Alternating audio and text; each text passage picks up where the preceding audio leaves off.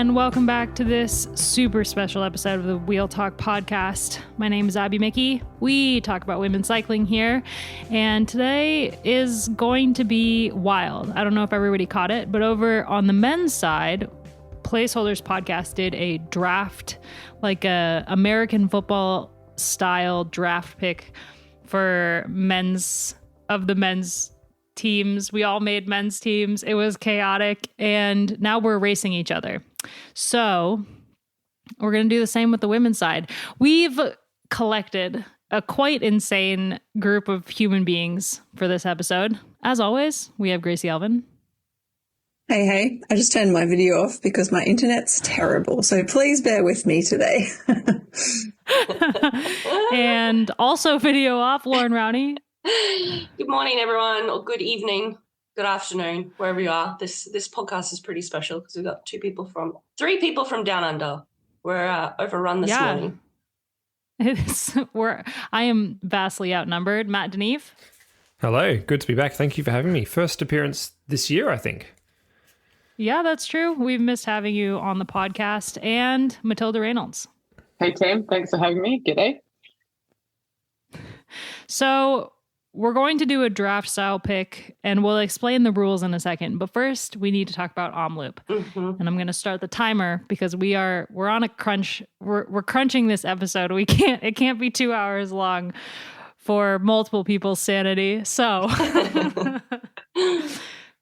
all right, let's talk about Omloop. What an opening weekend. I mean, I, for one, went into Omloop thinking that SD Works was just going to wipe the floor with everybody. And I'm not going to lie, after last year, I am super impressed with what they do. I like their riders, but I also just want to see a little bit of variety. And so going into Omloop Het Nieuwsblad, I was like, we're just going to see SD Works. I don't know how excited I am. And the switch that happened between the morning of Omloop Het Nieuwsblad and when the race had ended, I am so excited for the rest of the classic season because what a race. I think that one of the most exciting things that we got to see is the GOAT is back.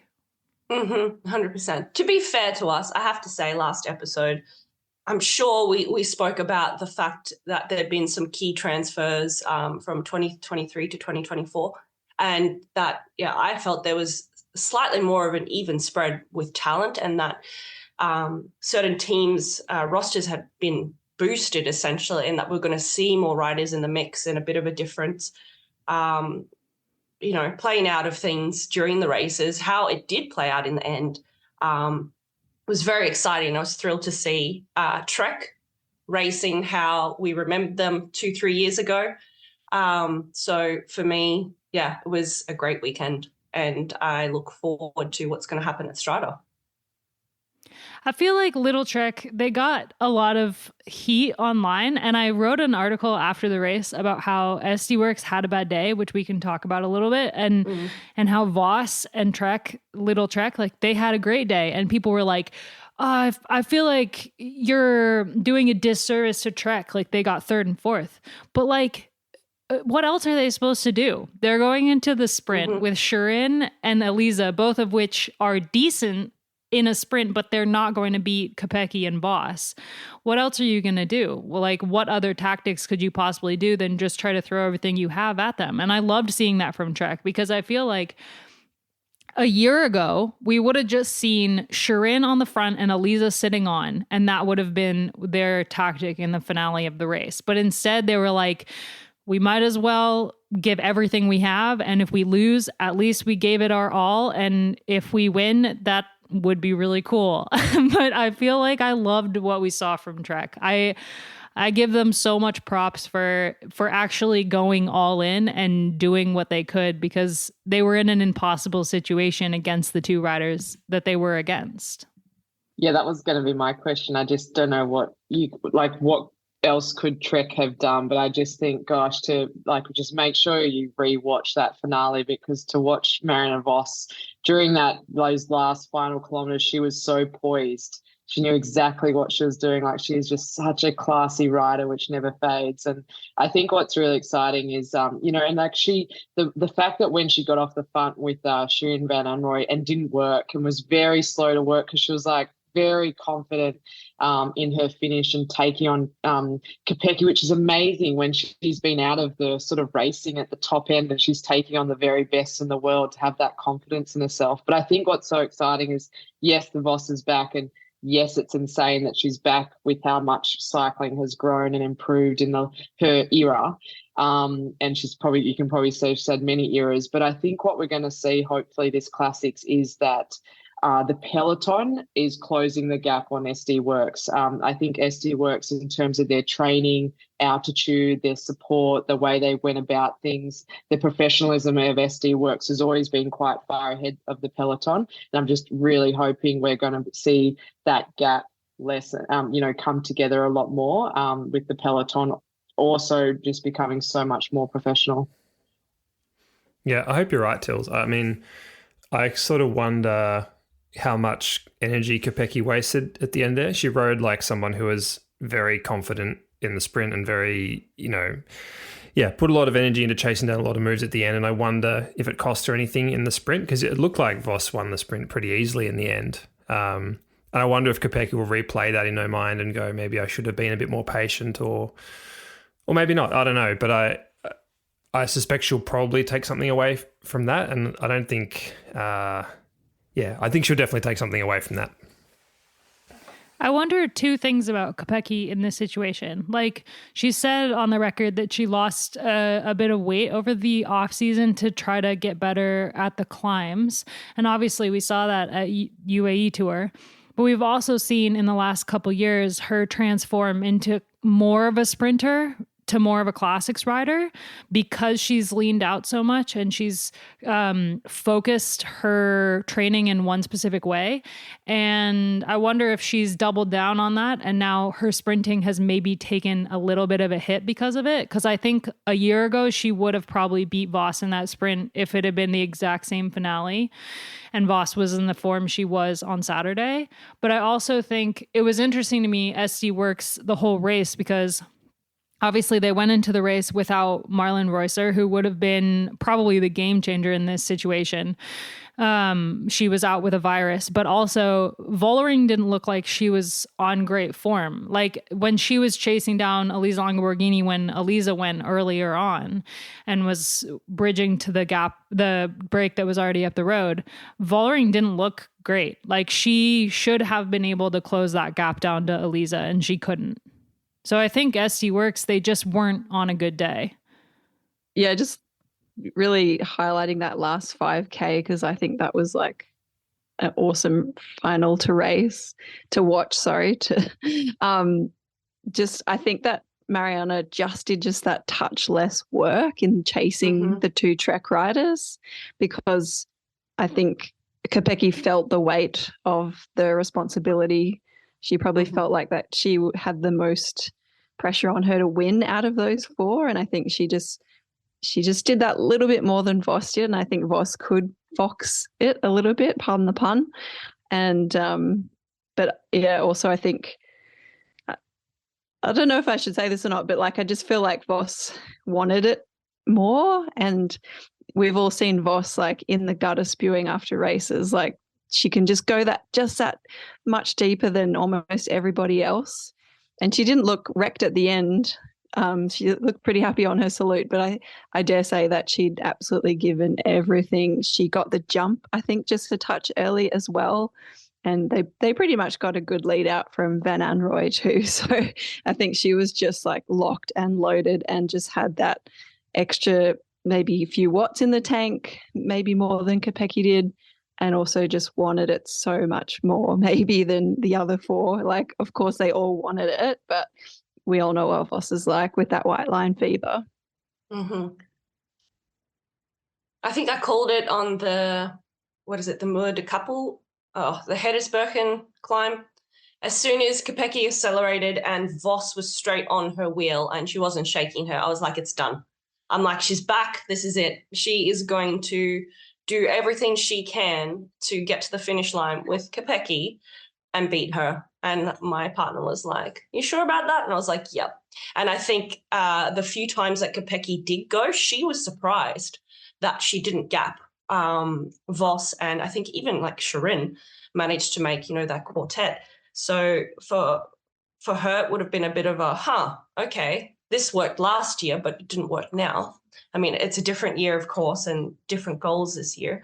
But everything Gracie said, you could see Voss was just so much smarter in the finish there. And Kopecky was hesitating a little bit too, because you could see what Trek were doing. They were doing the 1-2, 1-2. That's all they had to do.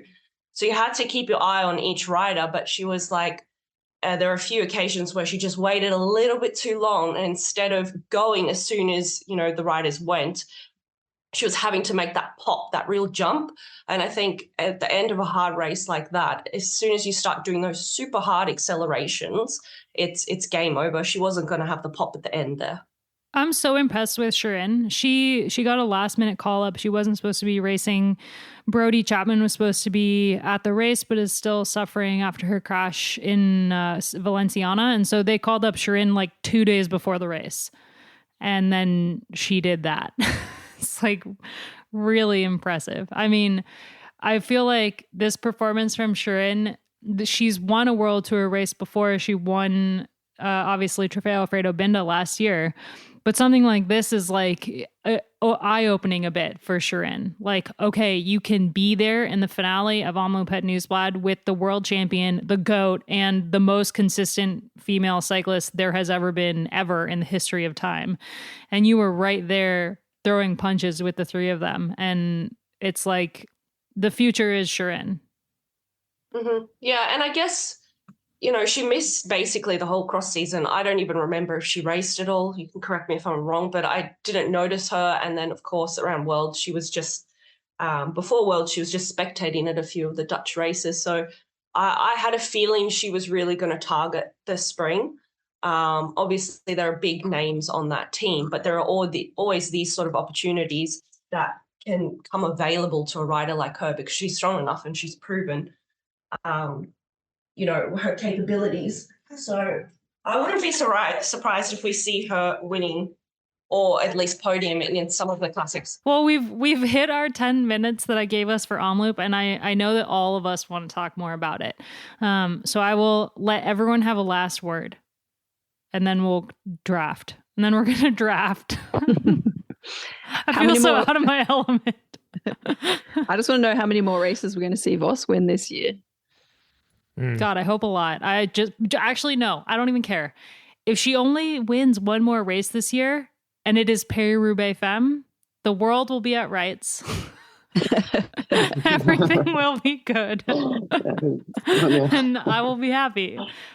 Yeah, I think just remembering it, I guess, there's still a few mistakes being made. It's still so early season. So many of for these riders, it was their first race, and obviously for most, first race back in Europe. So, there's still mistakes being made on the weekend, like letting Christian Faulkner get a gap. So, we'll forgive them this once and then look forward to Strade Bianche. That was such a wild race. Like, we didn't talk about. We can't talk about Van Het Hageland. We saw it, yeah. But man, there was a whole race going on, and Faulkner was just doing her thing, and it was like they forgot, and they like going into 5K with like 2.5 minutes. You're like, wow, that's the race done. Like, goodbye. She should have saved it for Strade Bianche, but anyway, hopefully they won't forget. Matt, any final thoughts before we draft? Yeah, I just wanted to highlight what Loren said about the Moor climb. I'm glad she pointed that out, because that was a real moment for me when Kopecky looked back and Voss was still there. We definitely wouldn't have seen that last year, and I think that was a really, really exciting moment, and I think it bodes really nicely for the upcoming spring classics for sure. Man, I wish we could get this crew together every weekend. This is fun. All right. We're doing a draft episode today. If you listened to the men's one, which came out last week, if you didn't listen to it, I recommend. It was entertaining, even though I got made fun of the whole time. But it was a good listen. So we're going to do the same with the women's peloton. What we're going to do is a snake style draft. I've already using a random name generator. We have our order in which we're going to pick. We're going to go through team names first before we start picking riders, but Matt got the lucky pick and is our first to pick. And unlike on the men's side, we are not going to pick existing World Tour teams. Instead, I want to do like a totally normal style. If you've ever done velo games or anything like that, you come up with your own name. And I mostly want to do this because I came up with a just amazing name. And I was like, I can't not use this name. So we're going to pick our own names of team names fully made up instead of, a traditional. There are a lot of problems with the sponsorship model of cycling. And I think this is the moment when we overthrow that. And then we're going to go through. No rider is off limits. On the men's side, we did only World Tour, but I think for the women's side, that would remove EF from the conversation, which would be a huge bummer. So, and there's other riders on other teams, I'm sure, that people will want to pick. So we're doing any female who is racing. The points are going to be tallied based on UCI points starting January 1st until November 1st. And we will, throughout the year, smack talk each other, hopefully, on podcasts. There are only 2 rules that I came up with. If anyone has any other ones, we can add. But the only 2 rules that I came up with is you can't pick more than 3 riders per team. Like, you can't pick more than 3 SC Works riders or Little Trek riders. And you have to have at least 1 rider over 32 and 1 rider under 22. I don't know why I came up with that rule. It just sounded like a good one. I felt like you should have a young rider and you should have an over 32 rider. Matt has a question. Go for it. I do. So when you say over 32, is 32 okay, or does it have to be over 32? And similarly with 22, does it have to be under 22, or can 22 be included? I hadn't thought of that. So what do you think? This is a democracy. Good question. Including the age, if possible. Yeah, Because that's fine. We can include. There are a couple of riders that are just on the cusp. There are a few riders that are right on the cusp. Yeah. Okay, we can totally. Okay, we'll do that, including 32 and up and 22 and under. Mm-hmm. During the picks, we have 30 seconds to make our pick because we're on a time crunch. So we're gonna have 30 seconds to pick. If you can't pick in that 30 seconds, the next person goes. And until you make a pick. So you could just blurt it out while the next person is picking. That's fine. But the next person has probably picked who you wanted to pick. Will there be a trade in case if your rider crashes out for the season or decides to get some sort of artery surgery? Are there any trades? And then secondly, are all UCI awarded points equal? So any event that you can get UCI points for, is that included in the total? Any UCI points are up for grabs. Yes, we can do a trade. I propose a trade when the trade window opens in real life. So is that June 1st? Yeah. Oh, okay. So in the beginning of June, we can reconvene, hopefully, all 5 of us again on this podcast at ungodly hours, even though I just promised Hills I would never have her record a podcast at 11 p.m. ever again. And we can for a trade. I'll do it for a trade. Make a trade. Yeah, we can totally do that. That sounds super fun. Because, sometimes you never know. Sometimes I propose that after each pick round, there is an opening for Smack Talk. We don't have to have Smack Talk. We can go directly into another round, but we could have a discussion of sorts after each pick round. If someone has something they want to say. Matt has one more question. Yeah, well, it's not a question. It's more a round of early smack talk. I just want to say that, Tills, I'll be disappointed if you don't pick yourself, given you're the only UCI registered cyclist on this call. So you're obliged to pick yourself. There's not enough riders to make it. All right. Oh, yeah. So unlike the men's one, we're only doing 8 riders. The men did 10, and I felt like it felt really long after we picked our 8th rider. So for the women, I'm just saying 8. Plus, we have less riders that start races, and the teams are smaller on the women's side, and there's not as much racing. So I feel like 8 is a good number. If anyone has a problem with that, I'm the boss. So. We're good. All right. Curious to see further questions? How serious the names of the teams are, or if people have gone for ridiculous names. I kind of have, because if it's some really professional name, well. I'll go to the ones that Chat GPT suggested. Okay, are we ready? Yeah. All right, Matt, you want to start us off with your team name? Mine's not particularly clever. It's just amateur pro cycling. I just quite like the idea of having amateur and pro in the same team name. I came up with this elaborate backstory that was funny in my head, but I don't really need to share it. So amateur pro cycling team. Fantastic. Tills? Okay, well, mine's been on a bit of a journey. I'll be really quick. But previously, when I heard the men's, I thought we had to pick a pro team. So I was going to go with AG Insurance, thinking that Patrick Lefevre had put his foot in it one too many times. All the sponsors had left the men's team and they all moved to the women's team, making a super team. So I was going to do like an AG Insurance TikTok collective. So TikTok being another major sponsor. But I really like the idea of having a member-funded team. And as I'm not unemployed by Scape Collective, I'm not sucking up to Kaylee. He's not my boss. So my team name is the Collective Cartel. But I have to tell you, I did go to ChatGPT for some suggestions, obviously tweaked a little bit, just very quickly. These were their suggestions for women's teams: Zwift Sirens, Pedal Queens, Cyclone Sisters, Eora Riders, Blaze Bellas, Wildfire Women, Solar Spinners, Lunar Ladies, Radiant Riders, Creme de la Crank, Spin Syndicate, and these last two, Thunder Thighs and Resting Bitch Face. Oh my God, so many of those were so good. So many of those were so good. So if anyone's struggling, there is a solution. But I have gone with the Collective Cartel. If we ever change the name of this podcast, I would like it to be the Spinning Sirens. The Spinning Sirens. All right, my team is going to be a Taylor Swift reference, I and love it. that Good. is We all knew that. death by a Yeah. thousand, death by 1,000 attacks. Oh, it's great. I love that. You're welcome. That's great. Gracie? Amazingly, it seems like ChatGPT has read my mind because actually one of my words was on that list. My team name is called RBF Spokeswoman Racing. So racing bit face. love My it. very first ever bike was a spokesman. So it's now spokeswomen, which is like a nice double entendre because I believe in advocacy and currently commentating.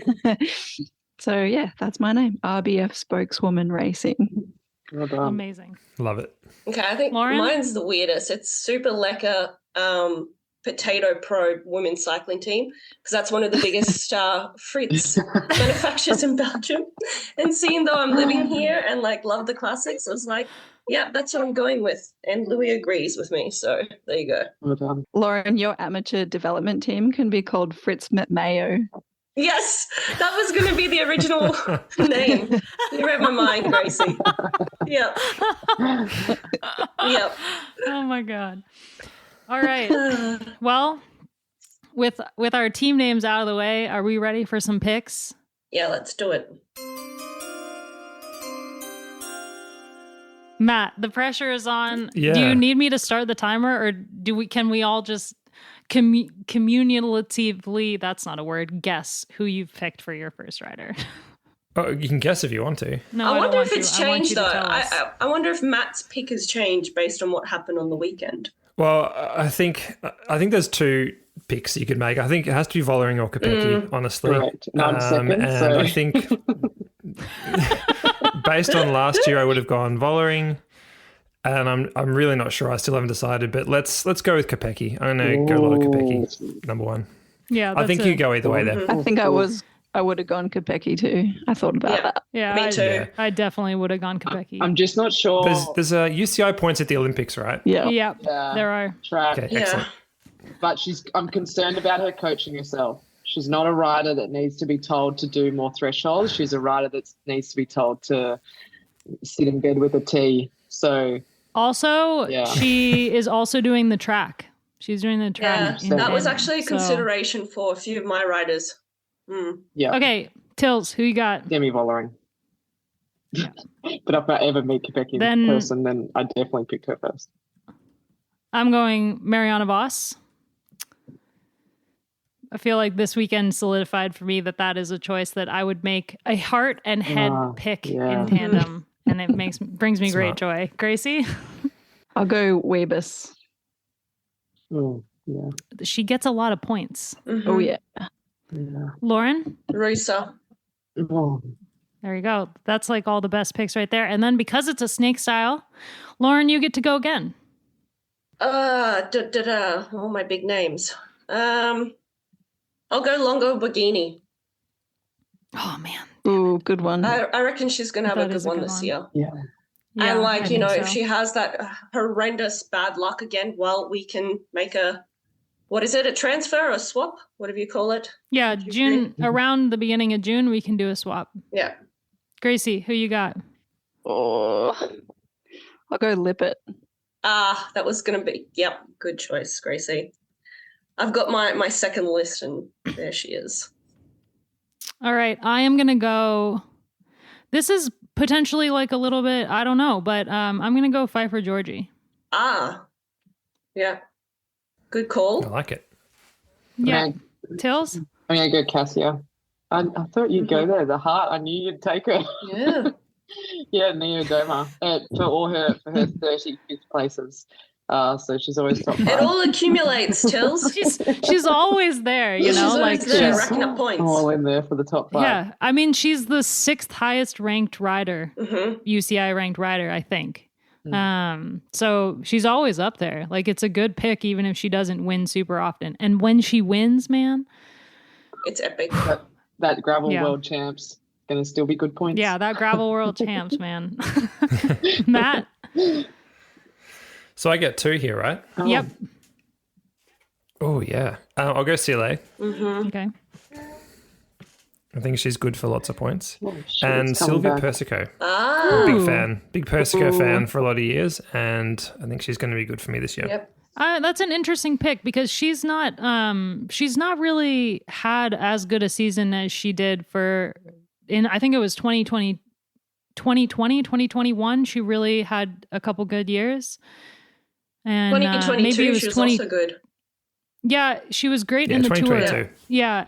And then, Yeah. but last year she wasn't that great. I mean, she was still amazing, but she kind of dropped off a little bit or like, but a good choice. Tills, who you got? I'll go Laboo. Juliet Laboo. Juliet Laboo. Is she still available? Yep. Yeah. Yep. Yeah. That's a good pick. I'm going to go Sharon Van Anrooy. Mm. Gracie? I'm going Diget. Oh, yeah. Yeah, Interesting what she's yeah. going to do. So, Abby, you've got both your young rider and your older rider. I didn't do taken that care of on already. purpose. Yeah, but that's nice. That happened on accident. I think I wanted that rule because I wanted us to have a young rider, and it felt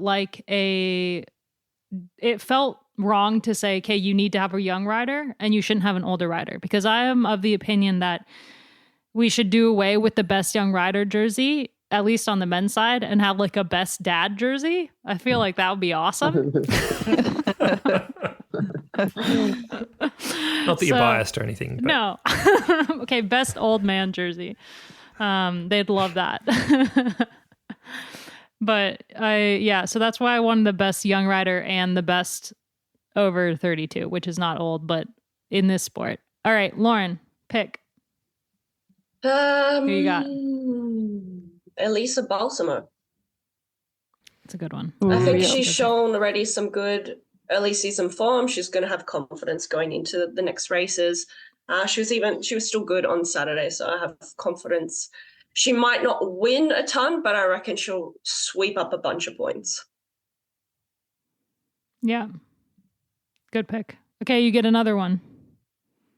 Another one. Balsamo. Let's go with Micah Vanderdoen. She had a really good year last year. I think she even in the top ranking, she was like top 25 or something in the overall UCI. Yeah. And because she's a trackie and she's Dutch, they really like them to race a lot on the road to prepare. So I have a feeling, I might eat my words, she's going to have another good year. Yeah, good pick. Gracie? I'm going to go Mavi Garcia. She's 40, and I think she's coming into her very best years. I reckon she's going to have a good year. She's going to be a bit of a Vludi physically, maybe not with results, but I think she's happy and strong. Yeah, good one. I'm going to go Misha Bredewald. Mm-hmm. Damn. Yeah, that's a good one. I knew it was. I was like, this is pushing it, keeping her this late. Yeah. But I was hoping she was too far down the sheet that no one would remember. But I she had did. her. I have her. She was what, 5th this weekend? Yeah. Yeah. And second. And second. Yeah. Yeah. Yep. I'm excited for her future as a rider. Like, she's really, really exciting. Tills? I'm going to go Charlotte O'Cool. I think Weebus continues to focus on her climbing, and Charlotte O'Cool is one of the only ones that is a pure sprinter. So, yeah, we'll see. Quiet start, been a bit sick, but she's building to something. Yeah, big stuff to come for her for sure. Matt? I'm going to take Gaia Realini. Oh, I was ready for you to do that eventually. Dang it. She's mine. And I'll go Spratty as well. Mm. Oh, good. Good call. Is that a heart pick or a head pick? Bit of both? Yes. I think Both of those. And she's a good candidate for an older rider on the team, I reckon. I reckon that we'll see those two together a lot in races, working off each other. Yep. Yeah. This is where it gets trickier because once we get to we've gone through a lot of the obvious picks. So this is where it gets more fun. The one I want to go for, I'm the tricky thing, concerned about her focus on the Olympics and going all in on the Olympics and not doing too much else. I think I know who you're thinking. I mean, Gracie already picked Chloe Dygert, and that is definitely a concern with her. Yeah, that was my thought process with Chloe and what her coach's, ambitions would be for her. But then, of course, she did so well last year that Canyon are going to want her there out on the road a lot. So yeah, that's for sure. Who you got, Tills? I'm going to go Rihanna Marcus. Yeah, I love her. She was Jumbo's top rider last year. Yeah, with Voss out, she had it wasn't like she had any amazing performances, but she was super consistent. And it was like she was kind of chipping away throughout the season. I wonder what what they're going to, how they're going to have her focus this year, because obviously last year she was so all in on GC, especially for the Tour and the Vuelta, that I think that I don't know what that did for her form overall. But I think that it's something that maybe if she sticks with it, she can get there, I appreciate your faith. Thank you. I'm doing the commentary. I'm doing the interpick commentary. There's got to be something to write about in the write-up of this podcast.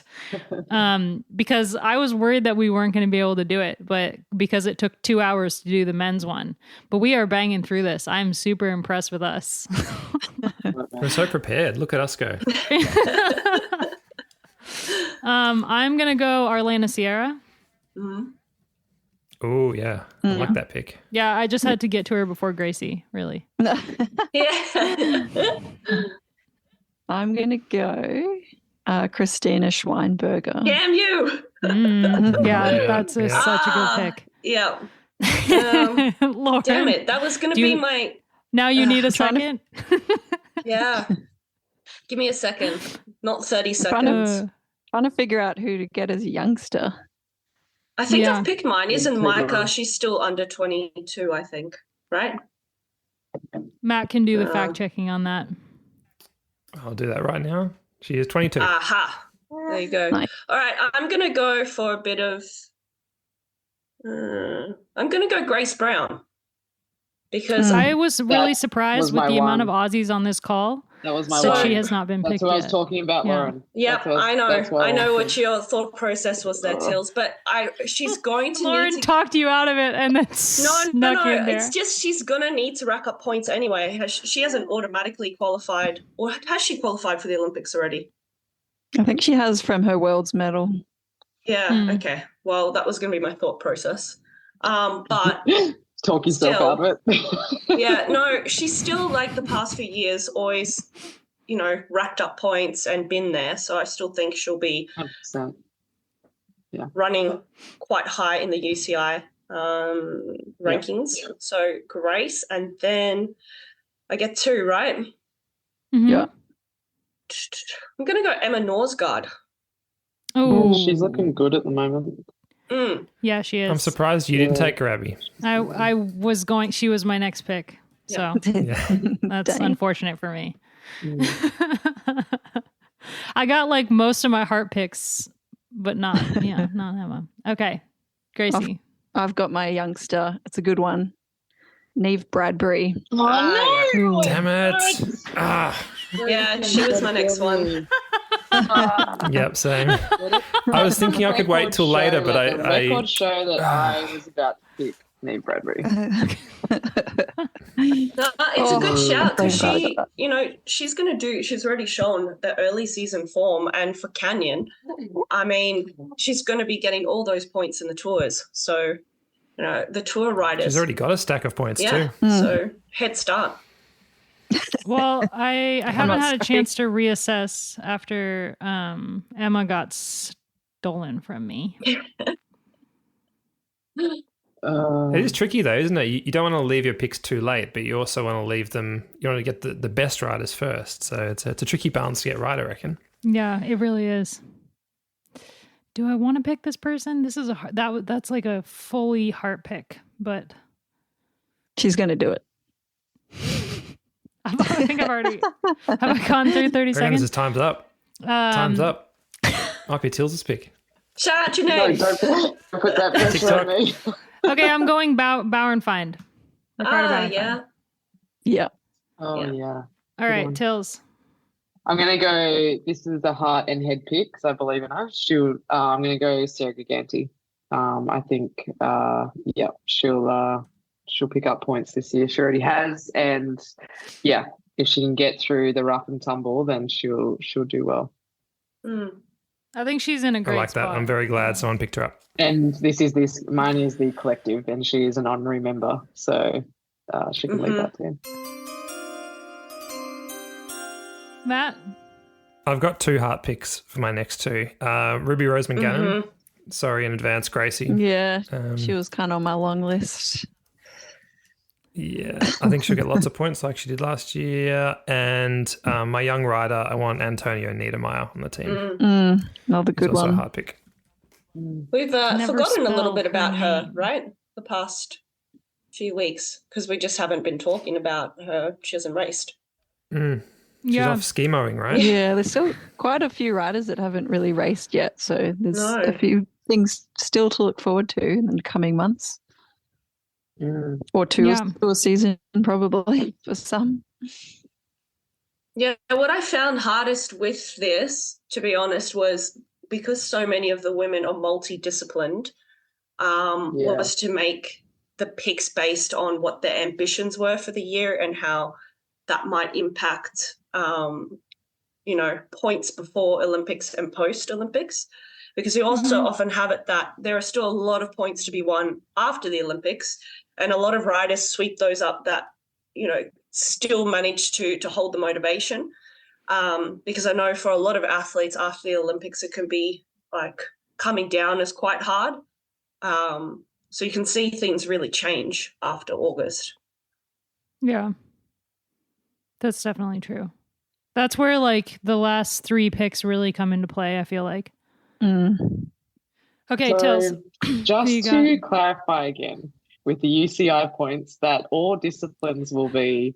That's what I wanted to know. All I've got a great disciplines? one. No, wait, it's just road. What? Is it just road? No. Yeah, it just road. road? All UCI road points. Wait, I feel like I've been duped here. I misunderstood the brief. Well, all of your My riders you've rider got that right I now are want. road riders. I know, So but this you're next pretty one that I good. want, if it's only road, then I will not pick her. Well, we know who you're talking about now, I think. Is it Puck? Yes. And just, Yeah. Yes. I don't know. She did damn good over the weekend. Like Yeah. she Well, was up there. She did too much work. It was ridiculous. She was just on the front with so many teams behind her. I felt like she was on a training ride. She was like, I need to hit my FTP for Strada Bianchi. So I need to hit this now. So, yeah. Oh, yeah, but she's definitely a rider that comes back to what I was saying. She's just done cross. She's targeting the Olympics for mountain bike, right? So how does that play out again in the sort of early season and then post-Olympics? So I think she'll be there. Like if she's at a race, she's going to be up there, but it will be a case of how many races is she going to do? And then when the World Cups start up for mountain biking, how does that affect the calendar? Matt, do I have a young rider? I don't think I do. I'm gonna go. Gigant isn't Sarah? No, she's not. No, Gigante's 23, I believe. I'm gonna go okay. Ella Wiley. That's to be fair, that's a really good pick. Yep. I'm here represent New Zealand. I'm going Elise Shabby. Do you get points? I was gonna ask, do you get points for the Queen of the Mountain, UCI points? Is that additional points? Yeah, you do actually, I think. Because I had thought about her, but I was like, wait, if you get points for Queen of the Mountain, that bitch will win. Matilda's going for the bonus seconds over here. It's a long game. All right, Gracie. Oh, I think I've got a good one. Rosita Reinhardt. That is a good one. She's going to be really interesting this year. And I think that whole team's going to lift more than what we've seen yet. Okay, Lauren, you got 2 picks. Avita Music. It's a really good pick. She's been looking so good this year. Yeah. And Chiara Consonia. She'd be picked. Oh, damn it. Nice one. I'm honestly really surprised that she made it this far. Yeah. She gets sent to the shittest Belgium races. I always see her there and she always wins. All those 1.1s. She just... That's why she's so high up on the UCI she cleans rankings. them up. She sweeps up those points. Oh, damn it. Hold on. Right, back to the drawing board. Quick. Okay. This is our last round. We're in our final picks right now. It comes down to this. Ooh. Gracie, Abby, last pick. After this, are you going to talk a little bit about what the prize is? I mean, I'm competitive, so I want to win. I got really nervous before this, almost so much so I had to do the nervous poo before. You know, the pre-race nervous poop. Oh my god! You guys get that? Oh, I'm not going to sleep for 2 hours. This has got me so deed. You're going to be lying there in bed, going over the list, assessing how I played this, going over my final. We'll have to converge and talk about what we want the prize to be, because on the men's side, the loser has to do an Everesting. Oh, that's no good. Oh dear God. There's multiple of us on this podcast are physically incapable of doing an Everesting at this point in time. So I don't think that is a great option for us. I had thought that whoever gets last has to give the person who wins a present of some kind. Nothing crazy, but a nice little gift in the mail. You know, something. I think they should have to give everyone. We all know they should have to give everyone a present, but just ranking in the first person got a really good present. The second one, I wouldn't mind opening this prize, or loser has to do something to our Discorders.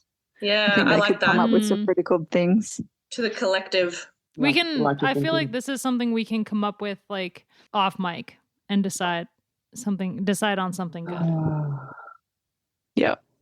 Because I just haven't gotten there yet. I haven't thought that far. The Everesting thing is brutal, though. I've always had we're not doing that. In my mind, I would like to do one, but I would have to say, like, if I lost this, it would have to be within a 5-year timeline or something. Yeah. Yeah, that's why. Depends. Can I use my e-bike? That's Yeah, not a you true. can use your e-bike. That's not a true. You can totally There's not enough battery. you can on totally that use your one. e-bike. I'll use my e-bike Because I love that. Gracie and I can do That'd that. be fun. Yeah. That'd be super And do you fun. have to do it in like just one ride, or can you do it over a week? Okay, wait, let's finish this off. Yeah, Gracie, I've who's got your it. final pick? I am going to go for Olivia Burrill.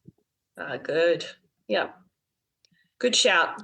I did want to pick Diagnan as a heart pick, but I don't think she's going to get that many points this year. Is she picked yet?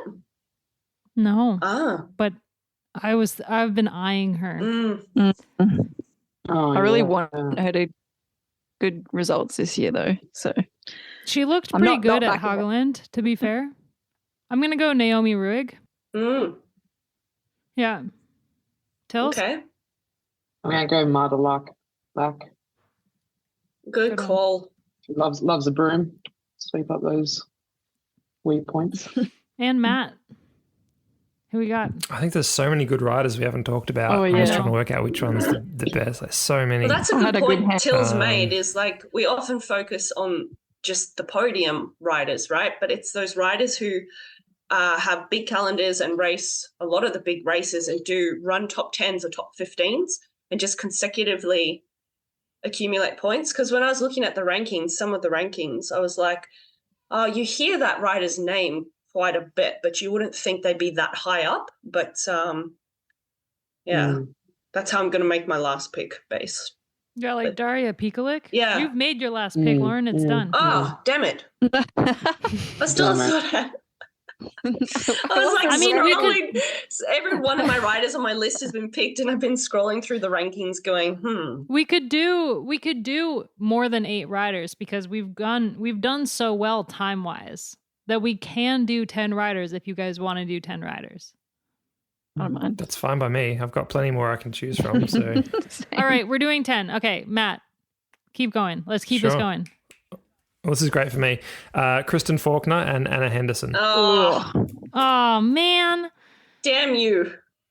Yeah, damn you Ooh. indeed. I would have picked Henderson. Yeah, Same. even though she's out, she'll be back quick enough, I'm sure. Okay, Tills. Oh shit! I've just like put it all in, and then you've come back to me. I know, I'm Um, sorry. Yeah, there was a really good sprinter from UAE that was in Australia. Oh, Sophia Verdenzolo. Ah, yeah. Yeah. Mm-hmm. Yeah, Get she's it. going to have a good year, I reckon. She's looking good. I feel like I put her in the riders to watch in the like classics overview that I did. Can you send me that article? Right at this moment, I need to read that. I am gonna go Soraya Paladin, and I believe that is Oh. me done for Canyon SRAM. Dang, I was going Yep, to pick her. I got 3 Canyon SRAMs on there, so that is that. I'm off. Canyon SRAM is off limits for me now. Gracie, who you got? Oh, okay. Now I have to go on the timer because they're all my picks. You know what? I'll just pick Lizzie because I need a Good heart. one. Oh yeah. Yeah. All right, Lauren, you got 2. And this one is your final. You have 2, and the second one is your final pick. All right. Did anyone pick Daria or not? Nope. Okay, I'm going to take her. And oh God, panic pick. Neef Fisher Black. Oh, that was mine. Damn. Damn it. That was my heart pick that I was Nice. like, that was my heart pick. But I feel like I resisted picking her because I just don't know what the team is going to allow her to do. Yeah. She needs I to reckon wait. she's Like, going to once- sweep up end of season points. Yeah, I mean it's fair. If She's off contract. but she's got the form now. Mm. But isn't So- Kopecky going to the Giro? Is she doing the Giro? Because Neem will go the Giro usually. Yeah. Yeah. But if she doesn't, then Neem should target the Giro. Which would be She looked so good in Valenciana. yeah. That that is the only rider so far that I regret because I wanted to pick her so bad. But I just don't. It's just so up in the air with like what SD Works Pro Time will allow her to do, what freedom she'll get. Okay, Gracie, last pick. All right, I'm going to go Dominika Wildar. I can never say it. How do we say I it? need my audio from Kasha. Lodachich. Lodachich. Wildarchik. Yeah. Good one. Okay. I am going to go. That's a heart pick. It's a head pick, but it's a heart pick. That one doesn't seem smart. I'm surprised actually there's one that you haven't picked, Abby. But go say what you're going to say first. I know exactly who you are talking about. Because I was going to pick her as worried. Well. Yeah, I'm just worried that she's not going to get the points that I need because she's such a specialized rider. I'm going to go Allison Jackson. Yeah, she's quite high up. She's very high up. Yeah, she is. That Paris-Roubaix femme. Thanks to Paris-Roubaix, yeah. Yeah. Tills, last pick. I actually, I was tossing up about whether I should actually pick someone from that, what's that country called? Uzbekistan? Because somehow they sound a little bit dodgy and somehow they come across a lot of points. And so I feel like I could maybe pick their best rider who's actually is quite good. I saw her, but I'm just not sure about that Tashkent City women's team. I feel like somehow they're just going to have points even though you've never seen them race. But it's a risk. And I'm sure it can happen twice. So I'm going to go Naomi Rouge. I already picked her. No, already taken. What? Yeah, that was me. Damn it. Sorry, bud. I'm sorry. I was going to go her because EF need points. Who are they going to use to get all their points? Oh. She won that race in Mallorca. Like she's really good. Damn it. Matt, you're going to have to go. I really put a lot of time and thought into that. Sorry. I can go if you want, or I can wait. Yeah, up to go. You. I'll go. Actually, let's go Marta Cavalli. Oh, yeah. That's a risky pick, seeing as she just broke her. Yeah, if she's on, she's on, and you've got a winner, but that might be a and mid-season. if she's off, she's real off. Yeah. Okay, Tills, your last. Yeah, I'm tossing up between Victoria. Has she been picked? Guazzini? No, she hasn't. But that's a good pick. She's and then that the new Trek transfer from FDJ Coppin something. Oh, Clara Caponi, yeah. She was looking good on one of them, but I'll go Victoria. Yeah, but she might target the track this year. I'll go Guazzini. More. Good one. That's a good one. Also, she's awesome. She did audio diaries for us during the tour last year, and she's hilarious. Big fan. We need good vibes. All right, that's it. We got the picks. Now I'm going to have a blast trying to keep track of all of the points for these riders. But that's it. That's it. We're done.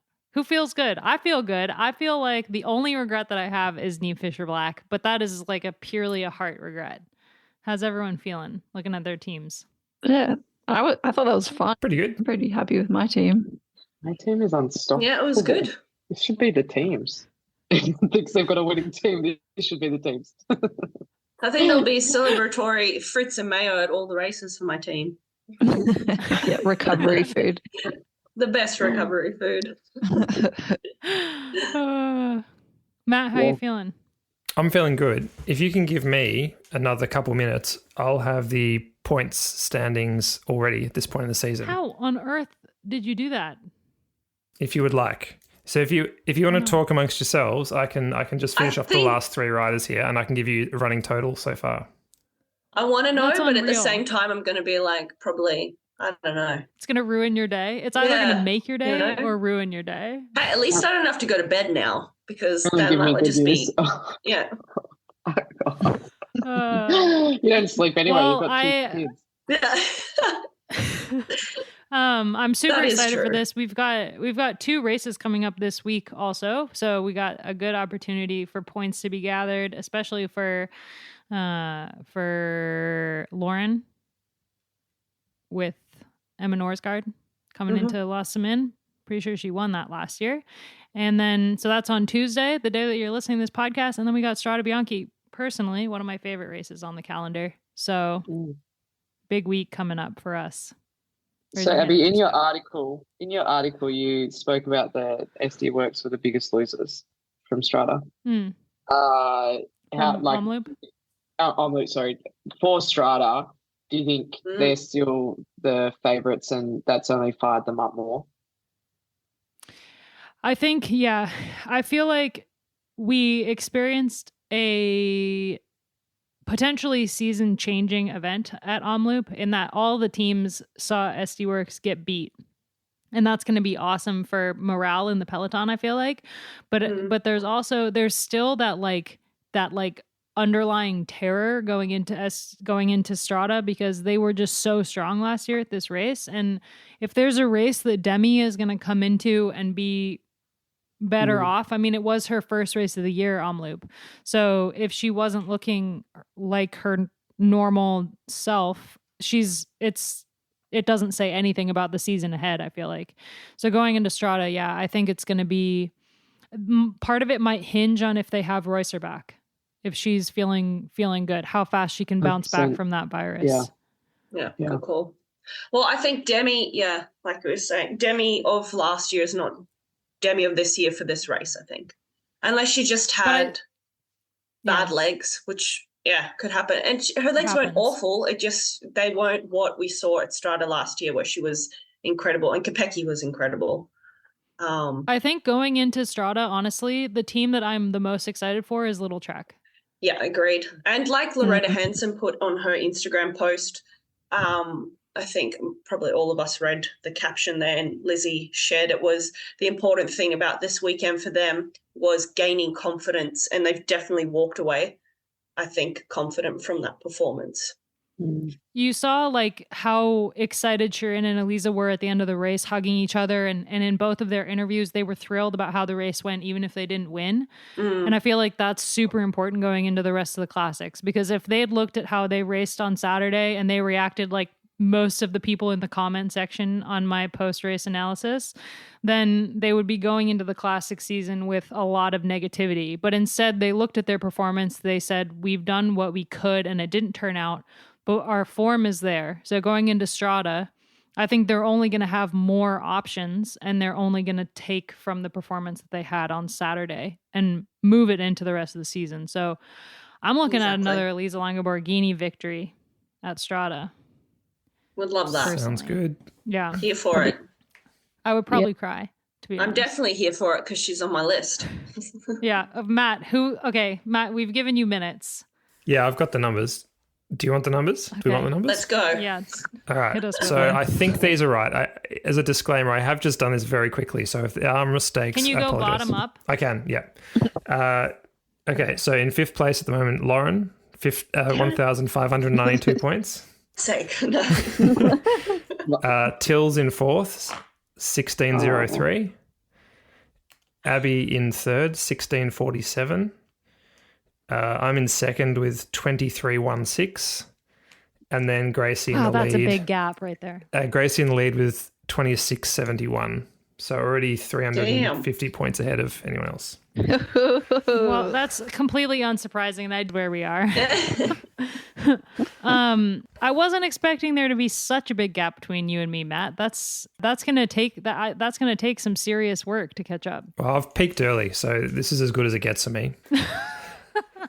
I don't know how you did that so fast, because it would have taken me a full day, but I'm excited to keep this going. And thanks so much to you guys for agreeing to do this with me. I feel like mostly I think it's gonna keep up the banter for the year. That's for sure. That's definitely true. This is going to be fun. I love me a good thinking about all my life choices. Sweet dreams, slum liquor. My mates will rip me a new one. Demi we trust. In Demi we trust. Yeah. Yeah. Yeah. Do we want to do what we're obsessed with, or should we end it? Do it Matt, you do quickly. want to do? Quickly, Maybe yeah. too. I've got a good one. Mine's a Matt, good you want one. to go first? Sure, I've got a quick one. There is a British author called China Meevil who writes beautifully weird sci-fi / horror. His novel, The City and the City, is an absolute masterpiece. And I'm currently reading another book of his called Perdido Street Station. It's about 900 pages. It's very big and it's amazing, and I'm loving every second of it. He's so creative, not only with his concepts, but the way he kind of twists the English language to his own use, his own devices. And highly recommend his work. China Meevil, his name is, and he's a master. Mine's not a sponsor plug, but at the moment, I'm actually obsessed with, even though I don't get to do it that much, Zwift. I was going to say you're back on Zwift. Back on I've that been Zwift sick train. the past 3 days, but I'm looking forward to being able to get back on the bike, because it's at the moment the only way I can do a bit of exercise, and it feels really nice to just actually like spin the legs over and maybe have a fitness goal at the end of the year, which we will talk about maybe in June when I have an idea if it's possible or not. Perfect. Love that. Who's next? I'll go next. I have been binging season 3 of Ted Lasso, and I know it's basic, but it's just so bloody good. I love it. It's so good. It's just That's like a good one. I love every- Ted Lasso. every It's so episode good. makes me feel good, and it's just nice to watch TV that makes you feel good. And it's I funny. meant to ask you, Lauren, if you've been watching Married at First Sight, but I'll save that for another time. What I've been obsessed with. Oh, so I wanted to say this, the WSL. So I think also because I'm crying poor about how difficult it is, and I'm sorry to harp on about watching cycling at the moment with the demise of GCN, but the WSL, the World Surfing League, they just have an app. And it's free, and it is just the most beautiful thing that is so easy to watch. They have all of the live surfing on live on YouTube, and the women are just killing it. So Pipeline was on a few weeks ago, and so only like 2 years ago the women weren't allowed to surf Pipeline. It was considered too dangerous.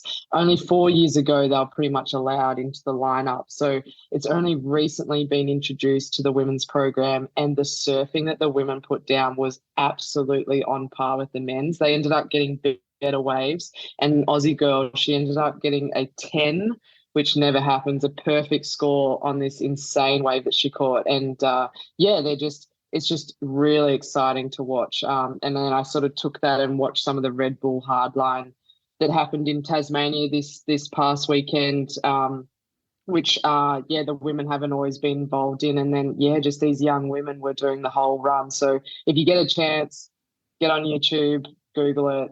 It's it was amazing to watch, and super inspiring, and just this next generation, man, it's exciting. They're just on There's par. I don't know if you've seen it, Tills, if it's on Netflix or Disney, I don't know, or Prime, maybe one of those. It's like a thing about young Hawaiian surfers, like up and comers. And the woman who won Pipeline 2 years ago, the first time it was, she was actually one of the young girls that features, or young women. I think she must be 24 or so now. She was on this like reality show, which is really cool. I enjoyed watching it. Yeah, if anyone has watched that movie Girls Can't Surf, it's just this whole sport of where women were just so held back and like not even allowed in the lineup. Like they couldn't even practice on the wave, that they just get bullied out. And to see them now, what they're doing is it's incredible. It was very cool. Very cool. What about Blue Crush? Have you guys seen Blue Crush? Oh, Abby, Yeah. bring it down. That's a classic. After watching that movie, I tried my hand at surfing, but unfortunately realized I was not skilled, and it clashed with cycling. I fractured a rib a few weeks ago. It's the worst injury I've ever had, I reckon. It's like, honestly, it's like... You can't laugh. You can't sit down. It like hurts to I only sleep. just recovered. Yeah. But At the risk of sounding super lame, I'm obsessed with this draft. I just see a season worth of smack talk and stress and joy coming out of this situation. And I'm looking at some of the we need to have another chat because like at some point, because I'm looking at some of the riders that didn't get picked, and like we didn't pick Ashley William Pasio, which is super fascinating. I feel like because she's probably going to be uber focused on like one goal this year, that but there's like a couple riders that got passed over that are just really fascinating. Like I would have picked Megan Jastrab, I think, if she didn't She was on my list. Wasn't injured. Yeah, if we knew when she was going to be back in the race. Yeah. Oh my God, you're right. No Ellen Van Dyke. Anyway, we'll save it for another time because I want to keep this podcast a reasonable length. But I am obsessed with this draft. I'm really excited. I'm like super excited. I hope you guys are fraction as excited as I am. I love Abby, competition. Abby, I want to give you a shout out because your Little Trek M&M's name for the men's draft was pretty good. I like that. I rated it. I just thought like they could use some more solid colors in there. And imagine the possibilities for like promo. You could have little tiny packs of M&Ms with like Little Trek brand that you'd hand out at races. And who doesn't love a kid-sized pack of M&Ms? But like, how terrifying is Gracie's team? Like resting bitch face as its name, and then you look at the riders, and you're like, it would be like the New Zealand haka. Like you would already be beat before you even start the race. You'd be like, terrifying. I wanted to use resting bitch face because one, I always had one, and I've got so many photos of me looking just miserable at races. But also, like the second reason was that like women get told to smile all the time, and I hate it. Yeah, and it just cracks me. So it's like own it, just own it. And one of my favorite things about watching the Women's World Cup was just like how focused they were, and they were just like, they didn't have to smile. They were just there playing. And I really love that, to see more women just like not having to be performative, but actually just being athletes. Did you guys see that viral video of the Scottish golfer practicing her drive and the guy next to her? She was filming herself. I couldn't watch the whole thing. I could not actually bring myself to watch the whole thing. It was horrific. That was classic. If you look up mansplaining, that's what comes up. Yeah. I felt like that I was more taken aback by all the comments from other women saying like you should have told him who you are, or you shouldn't listen to him or something. Like all the comments were just like, oh, you shouldn't do this, you shouldn't do that. And I was like, I mean, I feel like she handled the situation like pretty well, you know, like, yeah, I don't know. But that reminds me of that video. It's time to wrap it up. Thanks everybody for being here, especially Tills, because it is way too late. And we will be back with some of us on Monday and the rest of us in June.